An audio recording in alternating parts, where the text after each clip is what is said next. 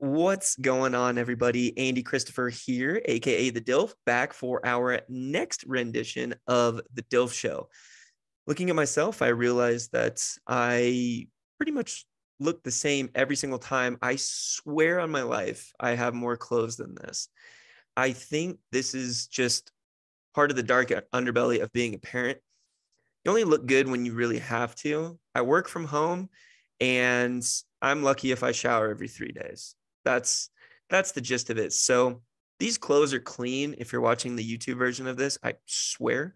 But I just, as I was hopping on, I realized this looks exactly the same as the last time. And I'm recording these things each week.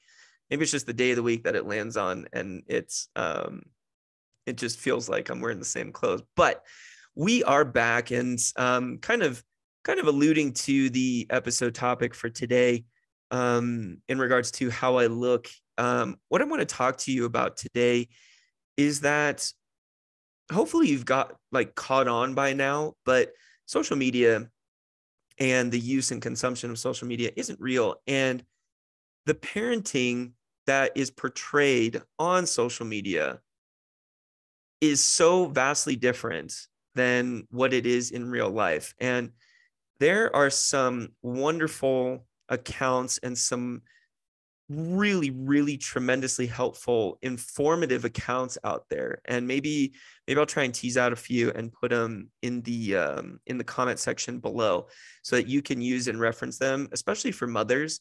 I know I spoke about baby sleep answers, and there's tons that you can tap into. And remember, it's not all about having the same information confirmed by, you know, 10 different people. You need to align yourself with someone that you connect with. And that's where social media can be powerful. But for the most part, when you're looking at your friends' feeds and they're posting photos of the birth, they're posting photos of birthdays and these significant updates and life events, remember that that's all just the prime time moment. So social media does a wonderful job of making you feel stressed out when you have no reason to feel stressed out at all. And when I look at someone's page or I look at someone's account, and it's like, damn, they make it look so easy. They're so effortless. How do they do it? You know, how are they figuring all this out? It low key makes me feel stressed that I'm not that way, that, you know, every day feels like a battle and a challenge. Well, guess what? Every single time I talk to one of these people and I say, oh, I saw that, you know, you posted something from your child's third birthday. Congrats. It looks so much fun. Their answer is usually somewhere along the lines of, yeah, it was an absolute shit show of a day.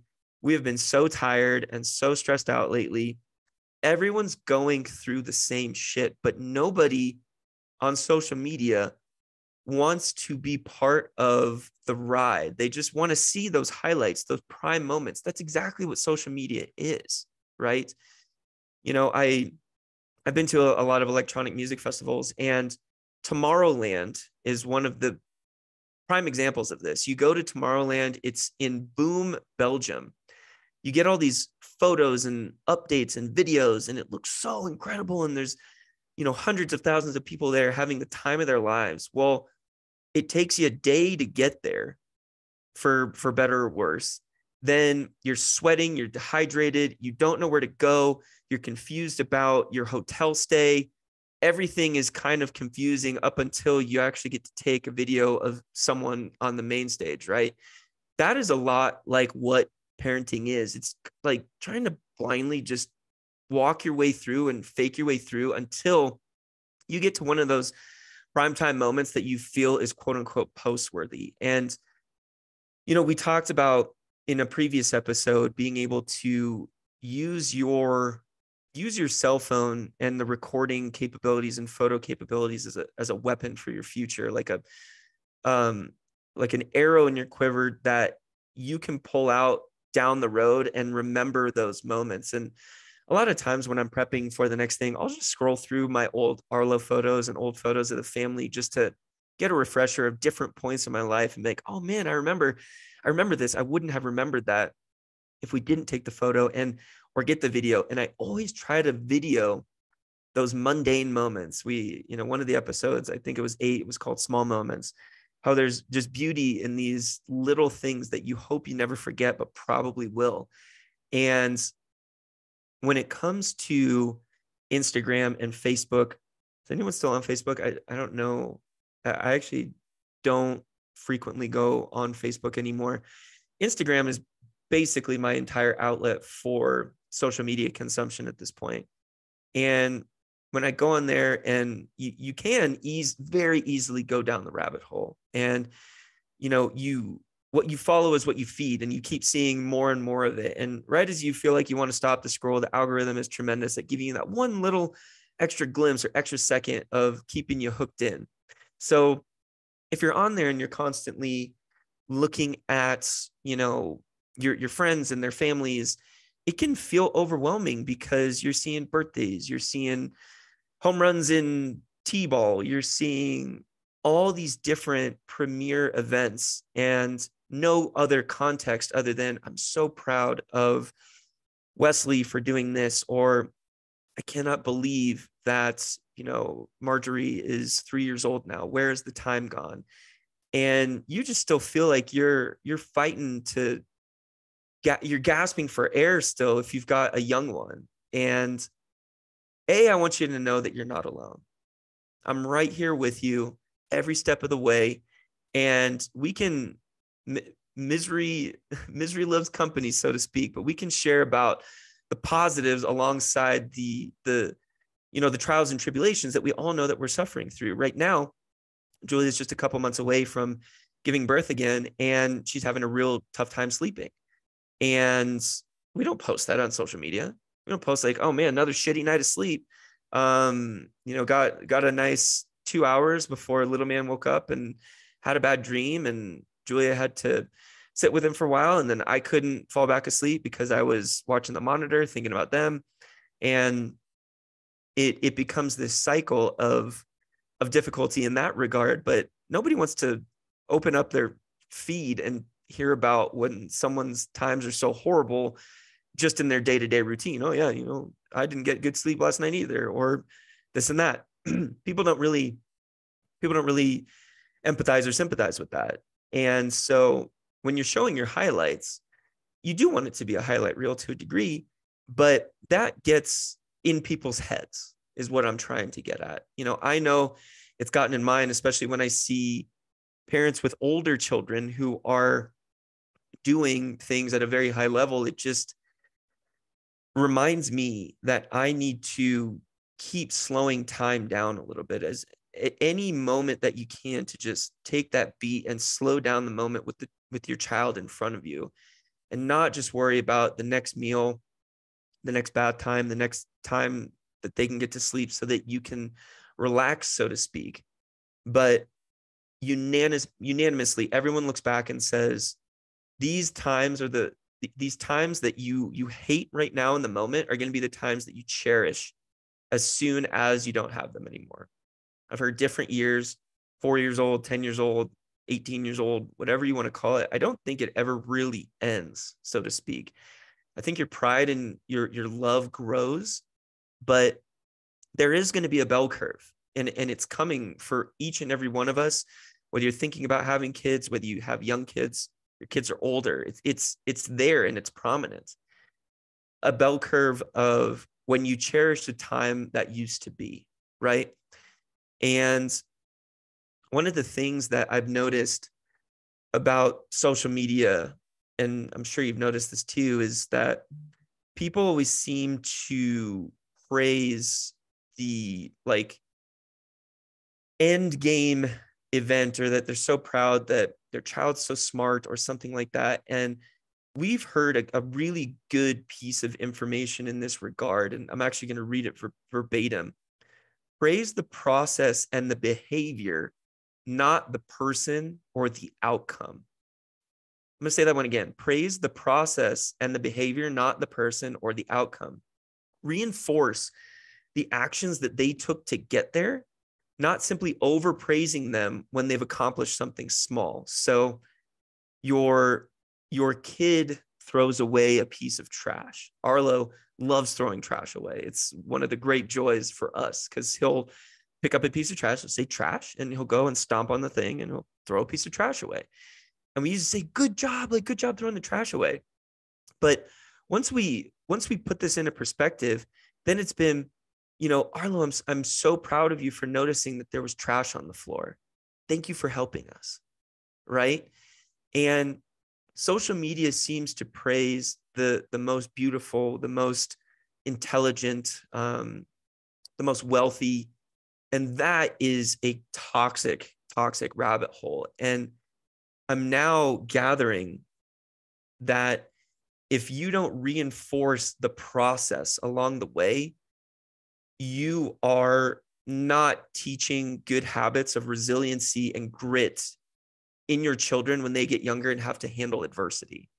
This conversation actually just came up with one of my partners in the loan industry, and it's like, well, it's difficult for my child to handle these certain things, and that is on us.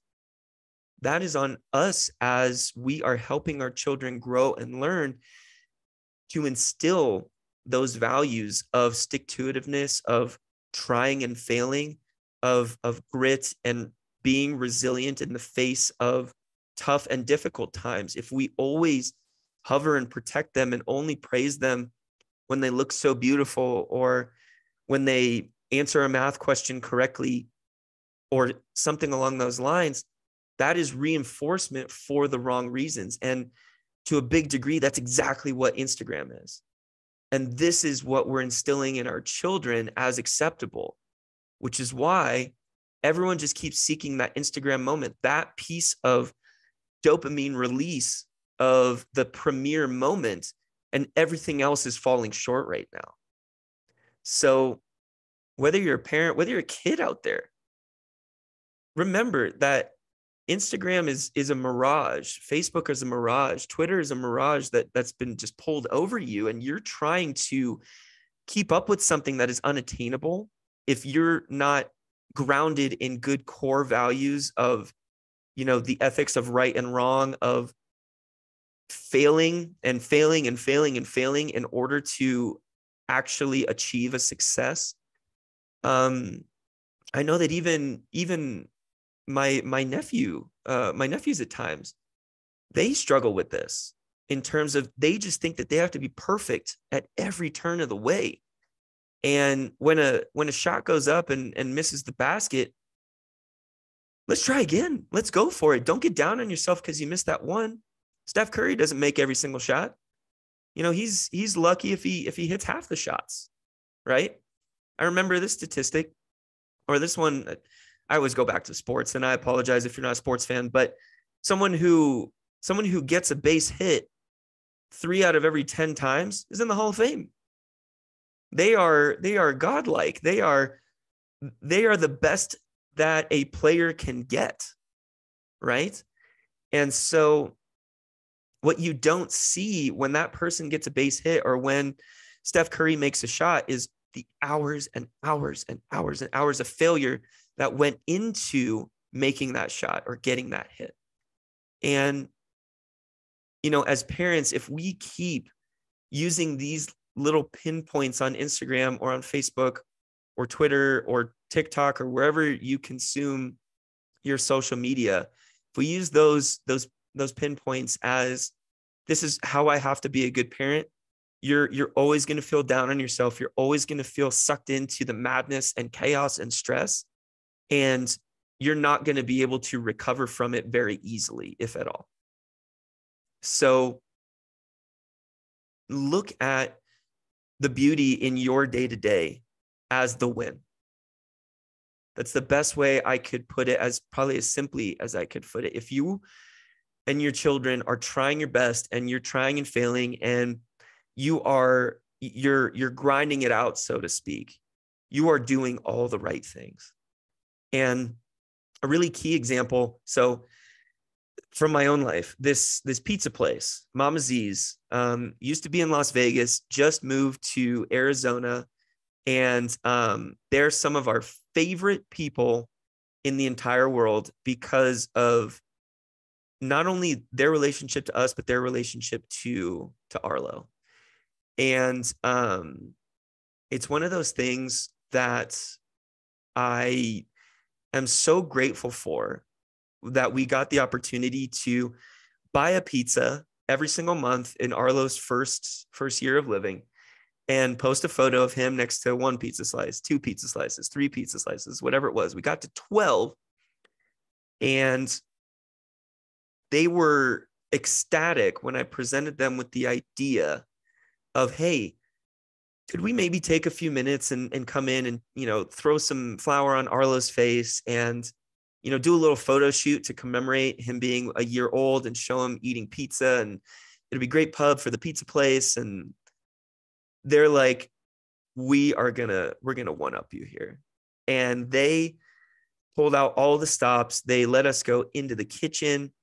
They let me take a bunch of videos of the place, and they let him get up on there and make his own pie and get his hands in the flour, put his cheese and toppings on. He ended up just reaching in and eating handfuls of cheese and just mozzarella, just scarfing the cheese. We thought he was going to get sick. It was pretty hilarious. And that event and that moment was so special to us, and we posted that in a video at length and photos at length, and everyone was interacting with it and loving it. But even just to get to and from the pizza place, it's 45 minutes round trip. It is getting him in the right clothes. It's making sure his nap is in alignment so that he's not freaking out when he gets there. And there's so many little things that have to go right in order to be able to post that 2-minute video or whatever it ended up being, and showing people how awesome our life is with our kid, right? And daily life is just as awesome. But if people only looked to our page and saw that as kind of the archetype, sorry, I need to take a drink of water here.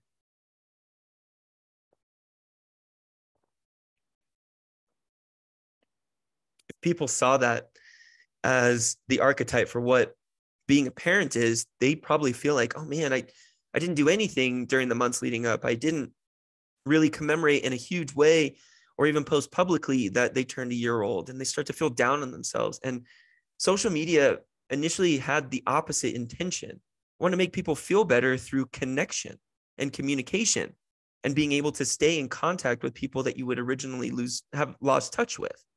But now it's become kind of like the news, kind of like this vicious cycle of keeping up with the Joneses and always thinking that people have it better off than you, and making you feel down on yourself and stressed out that you aren't there yet, so to speak.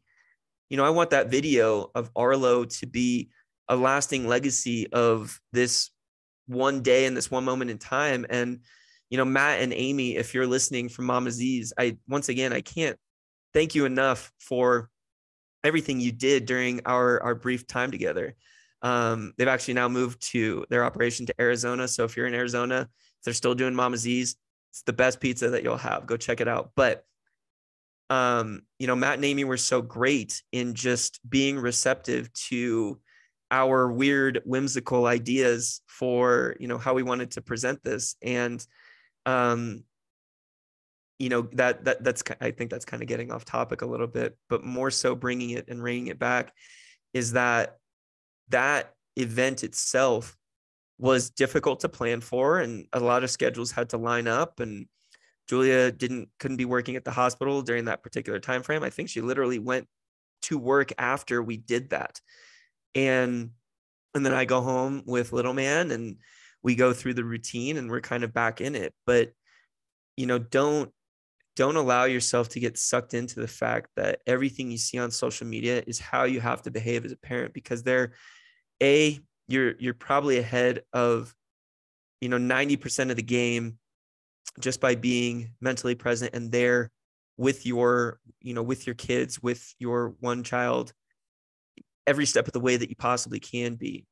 If your fuse starts to run short, just know that happens to everyone, and it's okay to be upset, but don't allow yourself to believe that just these highlight reel moments on your social media pages are the end all be all for being a quote unquote good parent. Because I'll be honest, I've seen a lot of different things online that don't line up with who you know those people are and what you know is going on behind the scenes when it comes to parenting. And so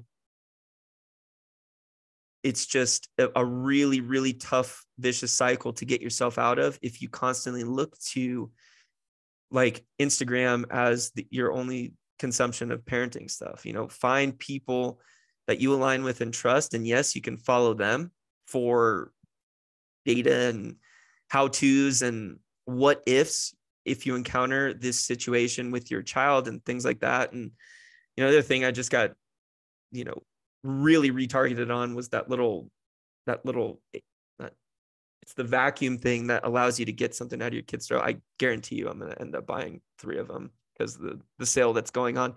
That one hit me hard in terms of a retargeting ad, but you have to learn on your own speed and use the resources closest to you above all else. And then start dabbling into the other stuff, but don't get down on yourself.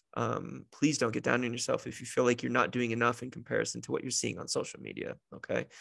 I will say this, that the iPhone, if you didn't know about this, I'm hoping this is my only like audio snippet that I use.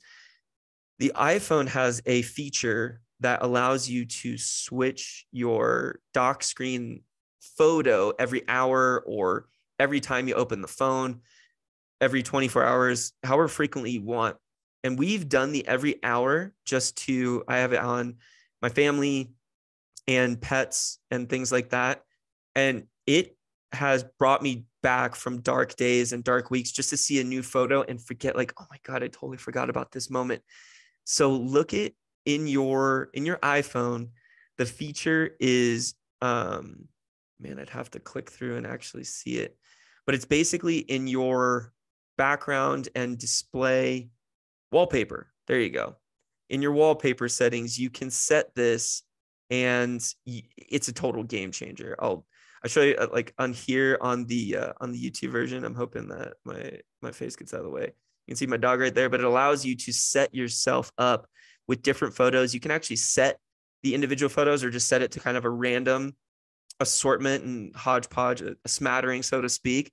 And you'll get a few of the same photos in the same day, but the next day it always moves on to the next thing. So I highly recommend looking at that in your wallpaper functions because it is awesome.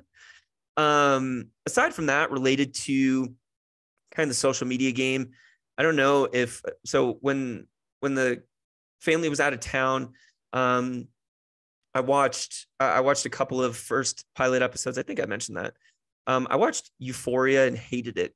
I don't know if you're a Euphoria fan. It just gave me anxiety and made me really fearful of when my kids are teenagers. And I don't want to keep doing that to myself. I remember back during a tough time in my life, I was watching a lot of the TV show Californication, and there's some parts of that show that are so funny and so hilarious, and it's well written and witty and fast.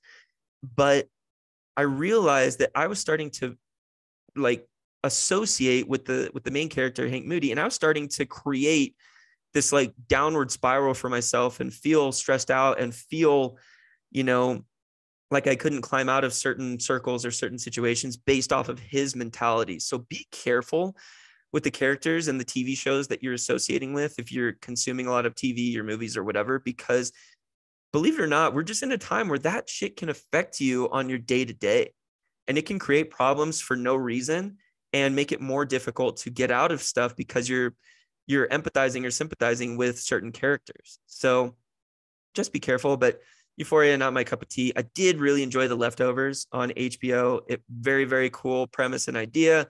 Definitely hooked me in, and I will watch more episodes of that. What's the other show that I can't remember? I think there's one more newer TV series that we're trying to watch, but in all honesty, revolving door of The Office, Friends, Scrubs, How I Met Your Mother. What am I missing? New Girl. Those are just in constant repeat in the background. Give me my old stuff over anything new, because I don't have the attention span to just really follow along. I don't like eat very well while watching and trying to listen to dialogue. I've tried the closed captions and it just doesn't work the same for me. It's just difficult to get into new shows. Ted Lasso is great. Don't get me wrong there. That one's tremendous. But yeah, it's a really fascinating time that we live in. And just remember that your social media is not an end all be all. And the less you consume of it and the more you're actually present in your day-to-day interactions, you're going to start to see your stress levels dissipating, and your interactions become a lot more meaningful and a lot more real. And now that we're pretty much past COVID, like, people forgot how to talk to one another because of COVID. I'm convinced. And you have to work at that skill. It's just like, practice putts, or doing a weightlifting exercise. You have to practice at it and work that muscle. And if you haven't worked your talking and your conversation muscle, it's awkward believe it or not, it's so strange when you have to get back into it. And now that you don't have COVID to crutch on as a springboard to your conversation starter, what are you talking about these days? But get in there, flex that muscle, put your phone down. My buddy Joey, he once called me out after he'd been staring at his phone for 30 straight minutes. He puts it down. I pick up my phone for 2 seconds. Get off your phone, live your life. It was one of the great call outs in our friend group. But what's your thought on the social media debate? In later episodes, I want to bring people on and talk about when they let their child access social media, when they give them a phone, all that good stuff. What are your thoughts on this? Drop them in the comments. Send me an email, thedilfshow@gmail.com. Everything's pretty much at the D.I.L.F show. Let me know what's going on in your world. And if you just want to chat and shoot the shit, or get together for a happy hour beer or something, and, talk about parenting styles or something you heard on here that struck a chord, I am all ears and would love to do it. So that's going to be it for today. Thank you so much for tuning in. Once again, this is Andy Christopher, the dad I listen to frequently, signing off. I love you, and there's absolutely nothing you can do about it. Go have a great one.